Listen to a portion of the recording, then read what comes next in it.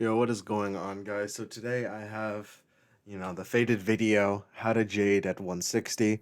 A lot of people have been, asking me to make this kind of video, and to be honest with you, I have not done PvP on my life up until, a few days ago because I just didn't have the grind to farm for all these pens, but I finally do have them. I've made the strategy, I've played a few games with it, and I can safely tell you that this is how to do the closest thing that resembles to jading in 160 PvP. So I'm gonna go ahead and get into the stats, the gear, I am using raid gear, so I'm gonna give a couple alternatives if you don't have that, my deck, and then like how to use the deck, how to cycle it, and that. So starting off with the stats, as you can see, the stats are ridiculous. I have 12,000 HP. I have 140 damage, which is insane compared to how it was before. I have 58 universal res, which is not great, but if you play around braces and don't let them get buffs, 58 is really all you need because everyone has so much pierce. I am double warded to Storm and Death. Now you can get more. I have a free socket which I'll show you guys on my pet that you can do another ward. You can do Mighty if you'd like. There's a lot of options on that. So for accuracy, I have perfect life accuracy. I have perfect mid accuracy to the point where I don't fizzle quakes. So I know I won't fizzle that. I can also power stunts, and then I have fire accuracy just because I have an extra accuracy pen that there's really nothing I can do it on. And then I have it for my rope. So 350 crit, which is not great, but compared to how it was before, I had like 200 crit before. 300 crit is awesome. It's like probably about a 0.08 multiplier, so it's not insane, but any crit on the heals can help. I have 650 block, which is it's like 200 more than I had before. Which is awesome. You're pretty much a tank with this. No one's really doing much on you. I have 40 pierce.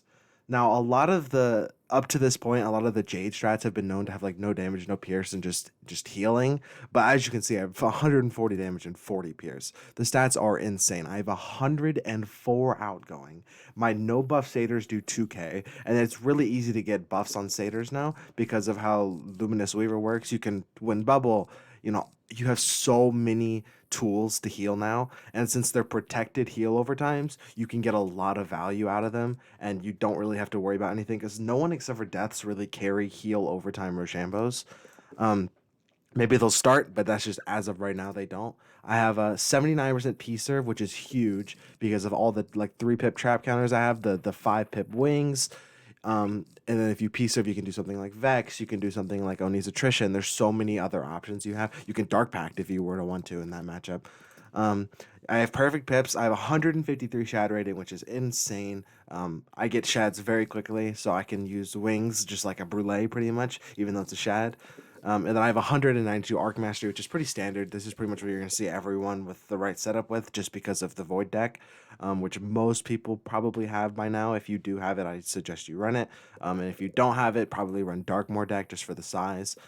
So I'll go ahead and get to the gear. I am running the Aeon Helm, which everyone can get. This is pretty widespread. The only thing that really matters here is the shield pen. The sword pens, I'm not personally dual schooling. If you can somehow find a way to get good damage while dual schooling for other schools, I have not. While still being able to heal, you can go for that. But this is just me. I have a shield pen. I'm using the 150 Void Robe. So the main reason, if you compare it to something like Aeon Robe, I'm missing out on 3 damage, 3 res, and 3 pierce, but I get 14 outgoing and 10 peps and 200 HP. So I made the trade purely for the outgoing. And as you can see, it paid off because my stats are ridiculous. If you don't have the Void Robe, you can use the Aeon Robe. Um, Now, I I would continue to try to get the Void Robe if you can't, and keep it at 150 if you've already upgraded it. Then you might just have to stick with the Void Robe or the Aeon Robe. Just gives you the most damage. You're getting resist from other pieces, so the 2 or 3 resist you might be missing is not going to matter in comparison to all the damage stats you gain.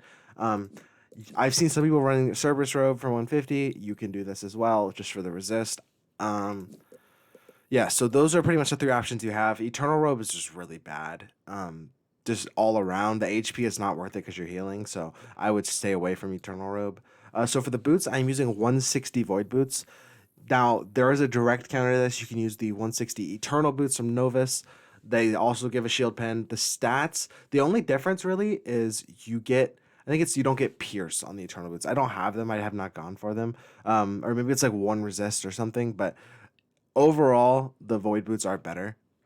If you have them, because you gain like 4 pierce for 1 resist and some pips, maybe. I'm not entirely sure the exact stats, but void boots if you have it. If you don't have void boots, you run eternal boots. So for the wand, I'm using the Nullity Lively Blade. Now, there's really only one other option for this. Is the Aeon Blade, but Nullity Wand gives Shadow Rating, which is going to be huge. You're losing out a little bit of P-Serve, a few damage, which you gain back in the Pierce, which in the long run will not really affect you that much because of how frequently you get Shads. Also, on the Nullity Wand, you get a Goat Monk, a Max Tier Goat Monk spell, which is incredible. Goat Monk is insane.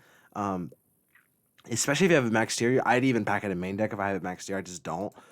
So for the wand, or for the Athame, I'm using Void's Lively Athame. So here's where you have options. So you can run, if you have Void Athame, I'd run it. If you want to go further into healing, I'd run the Morganth Athame if you don't have Void. So you give up about 700 HP, but you gain back another 6 outgoing. But you can see obviously where the trade off is bad. If you don't have either of those, I would just run Aeon Athame and maybe try to pick up your healing from somewhere else. So you can run a medic on the pet. You can run Stone Ring if you want to give up some more damage. Because if you run Aeon Robe and Aeon Athame, you can run Stone Ring and you give up the 10 damage, but you gain back another 13, 15 outgoing. So it's definitely worth it if you want to go about that. So those are the two options you really have. So for pets, this is where you have some leniency. Obviously, you will normally have Bringer, Proof, Defy, which is standard.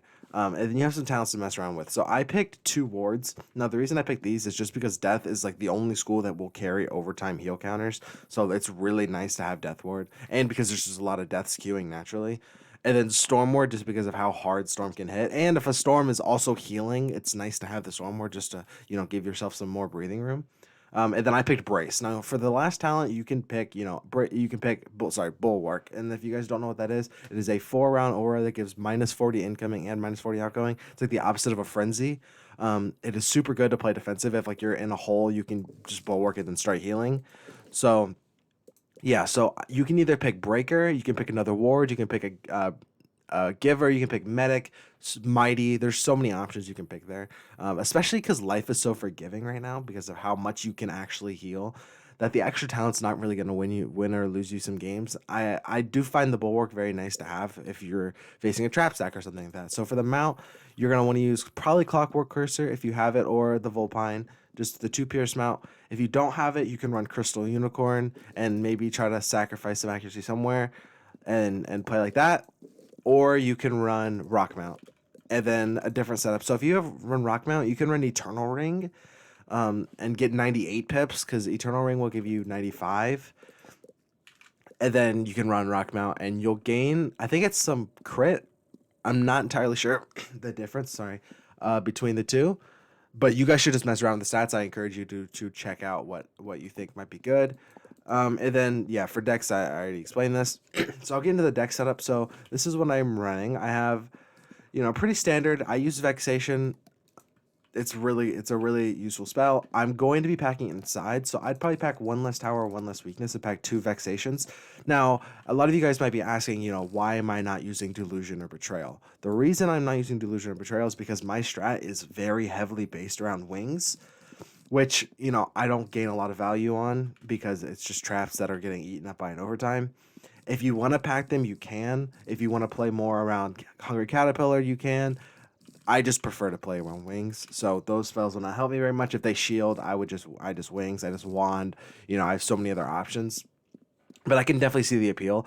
I don't really, because if you use Vexation and then they Delusion, you have so many options there. You can Centaur, you can Tranquility, you can Oni's Naturalism, you can use the new spell from Lemuria. The only reason I'm not using this is because I don't personally like to pack Gen.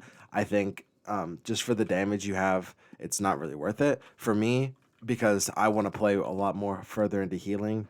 So packing both of those spells is just going to take up deck space that is better used somewhere else. So you're going to need to pack single dispels because triple dispels will lose you a match if they have Delusion and Strike, because then they just get a free, buffed, double buffed hit on you.